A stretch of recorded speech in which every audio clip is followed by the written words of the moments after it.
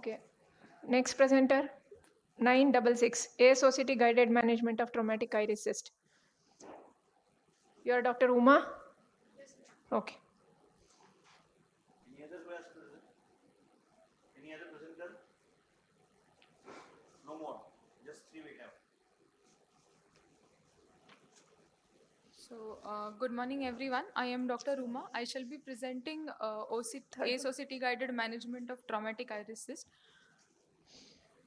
So, iris cysts can be classified as primary or secondary. Primary cysts are of neuroepithelial origin and secondary cysts are due to implantation, metastasis, long-term use of meiotics or parasites.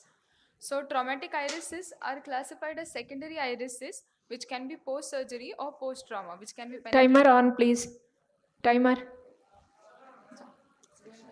So, what is the pathogenesis of traumatic iris cyst? It is caused by intrusion of epithelial cells into the anterior chamber. So the epithelial cells carry a high proliferative potential. So sheets of epithelial cells proliferate into the anterior chamber and lead to cyst formation. Iris, which is a highly vascularized structure, is an ideal scaffold for proliferation of epithelial tissue. So we had a 13-year-old male patient who came with the complaints of blurred vision from distance and near since 2 months. He gave a history of blunt trauma to the left eye with a cricket ball 2 months ago. The best corrected visual acuity in the right eye was 20/20 for distance and N6 for near. However, the left eye showed distant acuity of 23/20 and near N36. The slit lamp examination of the right eye was well within normal limits. The left eye had an iris cyst containing serous fluid in superotemporal quadrant extending to the pupillary area. Fundus examination in the right eye was normal. Left eye we could not visualize the fundus, but a B scan was done and it was normal.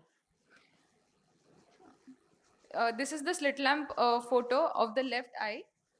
It is showing iris cyst extending from the superotemporal quadrant, reaching right up to the pupillary area. Anterior segment OCT done through the cyst shows an elevated lesion.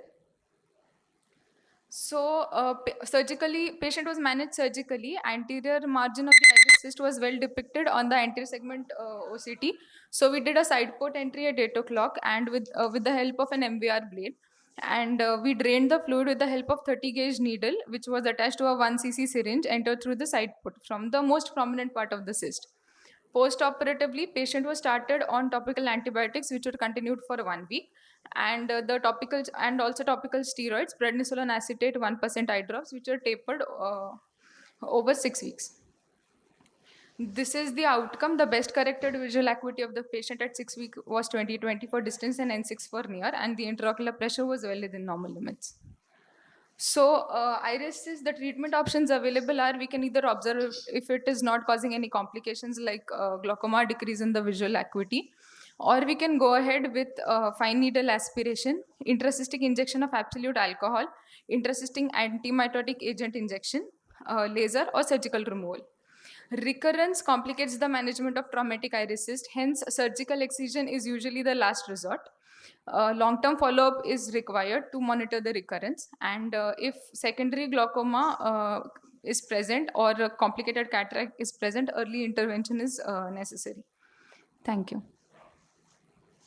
What was the age of the patient? 13-year-old. 13-year-old. How long this was there? 2 months. Okay. You made a side port entry? At 8 o'clock. Achha, why not directly into the cyst using a 30 gauge needle? Sorry, sir? Why not directly through the cornea into the cyst? Because we were worried that it might harm the endothelium in some way. So No, in any case, you have an OCT. ASOCT was there. Yeah.